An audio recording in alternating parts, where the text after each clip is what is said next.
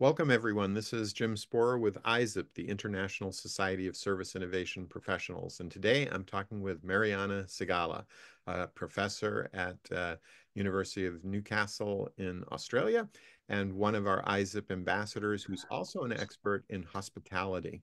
And Marianna, could you please introduce yourself a little bit more to the ISSIP community? And then we would love to hear you share some of your expertise and insights about the future of hospitality and how digital transformation will change things in the future. Certainly. Very happy to be with you, and thanks for the invitation. My name is Marianna Sigala. I'm a professor of marketing specializing in tourism and hospitality. That's my industry focus. And that's where I also have professional experience. So I think I'm blessed that I can combine both. Yeah, maybe tell us a little bit more about both your academic and your industry experience, because ISSIP tries to keep a good balance between those two. So yeah, tell us a little bit about yourself. That would be great. Okay, well, I come from Santorini, a very popular or famous worldwide destination in Greece, currently being accused for over-tourism or not a good management of overcrowds, which is also true. But it's also a very fascinating and beautiful destination. So I was born there. I was actually born in an hotel, lived in an hotel, grown up in an hotel, lived in an hotel, and then escaped from the hotel. Wow. And That follow the sounds like a academic movie. career. That sounds like a movie. My family still surround the hotel in Santorini, so I still have involvement in that, remotely consulting and advising, but I'm not on the hotel floor. Very good. Well, I know you see these advancing technologies like artificial intelligence, virtual reality, robotics as having a big transformative effect on the hospitality industry. And I know you think a lot about opening up access, including diversity and inclusion. Could you just share a little bit about your work and your insights there? Yes, well, one of the problems that the industry is facing, particularly during the last years, are labor shortages.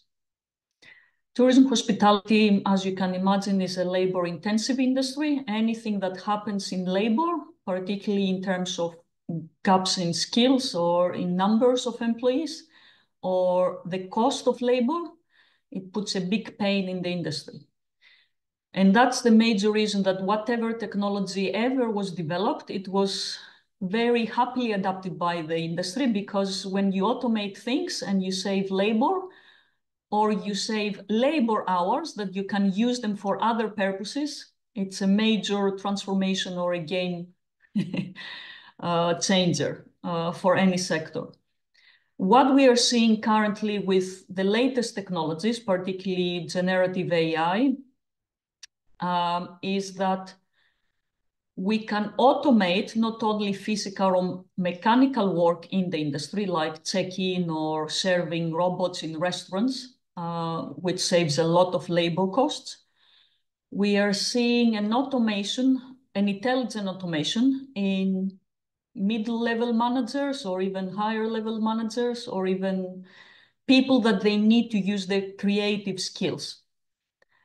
Now, some players in the industry, they use it to substitute labor for the obvious reasons. Some others, they use it to complement labor.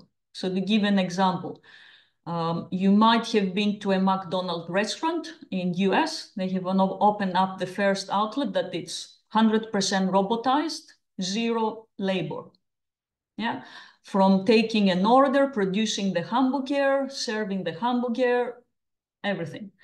Then you have fine dining restaurants that they use Watson of IBM, the generative AI of that it has been trained by several chefs.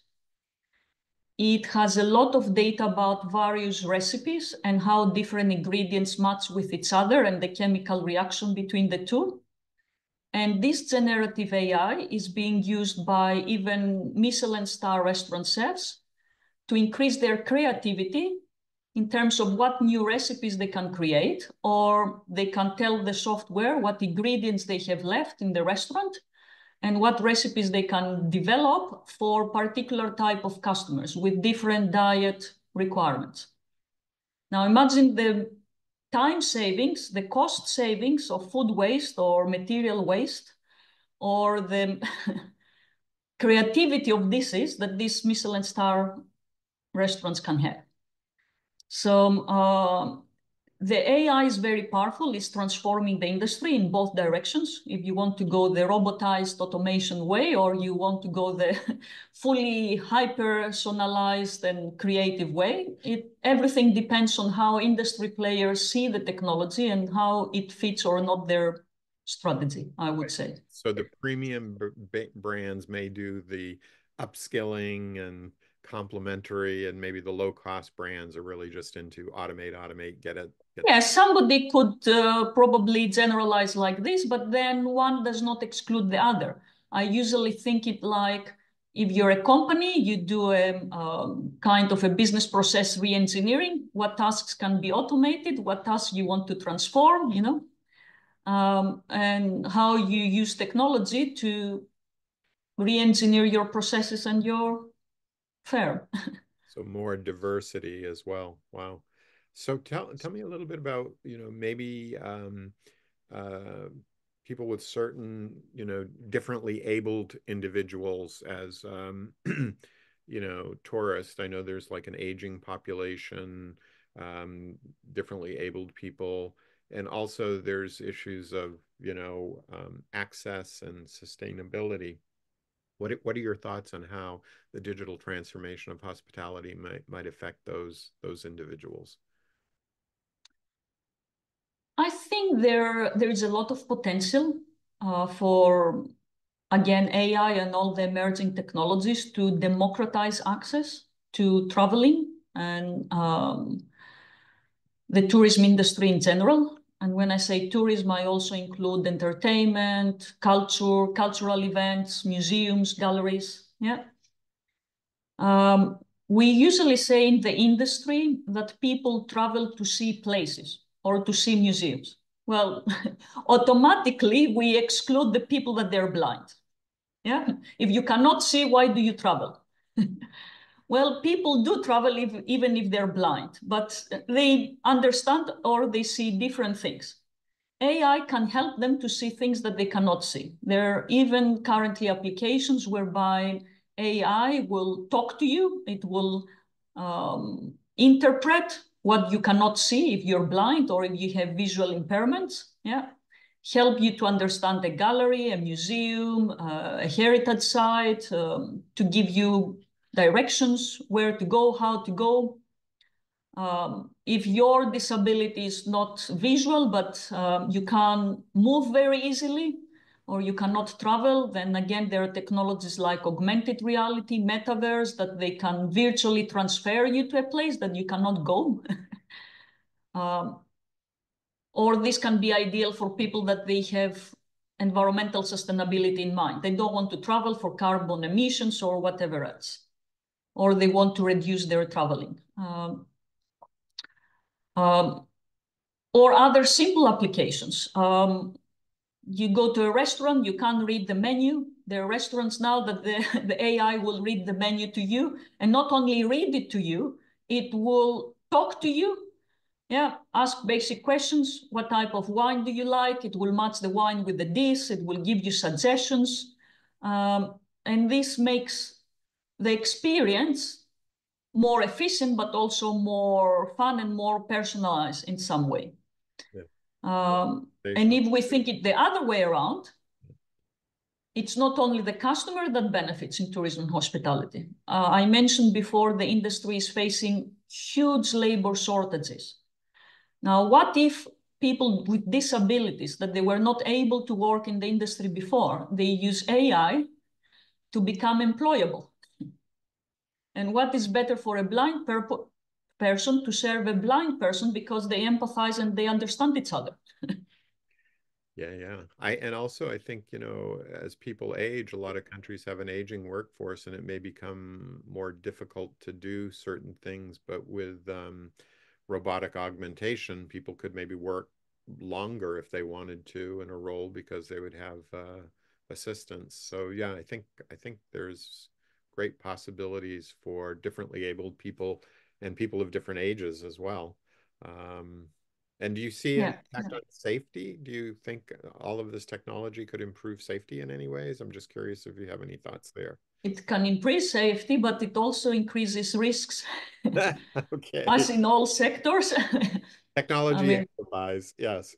yeah, think about privacy and security and what happens with your private data. And yeah, there are many issues about that.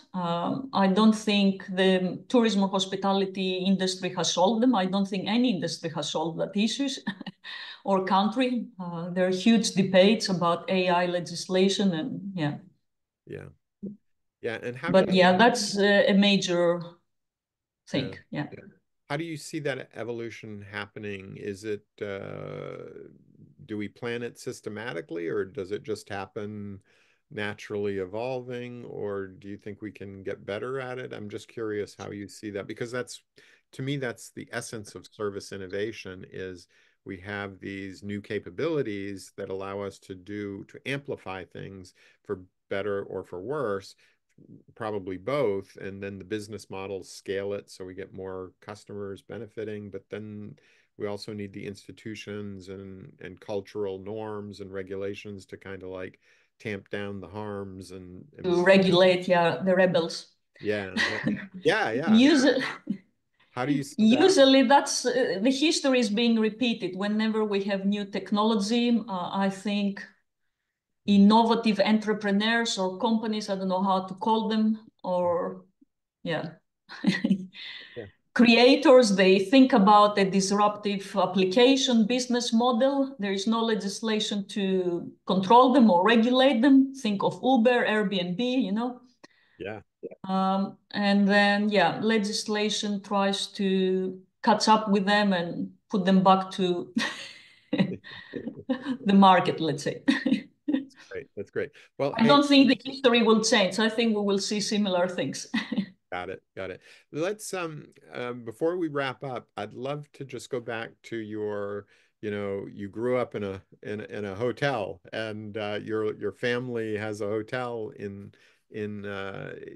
Greece, you said. Is that right? Santorini, yes. Santorini. So how did you start getting interested in technology and academics? How did your career, could you say a little bit about how that evolved?